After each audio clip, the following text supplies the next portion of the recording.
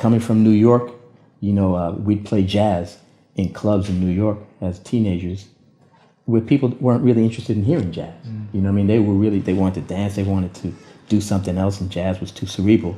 So we had to play jazz with a real attitude, we used to play jazz with scowls on our face, like, we're gonna scare you into liking this jazz, you know what I mean? And we'd be playing, and I still play with a scowl to this day, I can't get up. I try to lighten it up, and then when it gets deep, I start scowling again.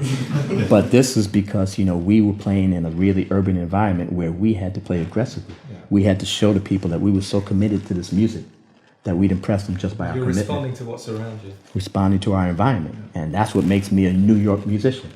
Guys will say, man, you sound like you're gonna kill somebody when you play.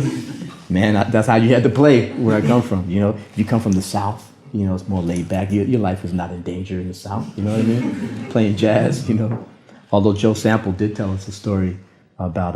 Joe Sample from the Crusaders. Yeah, Joe Sample from the Crusaders. I asked him, how they developed their sound. He said, yeah, we'd be in the Texas-Louisiana border trying to play jazz for folks who had been drinking and wanted to dance.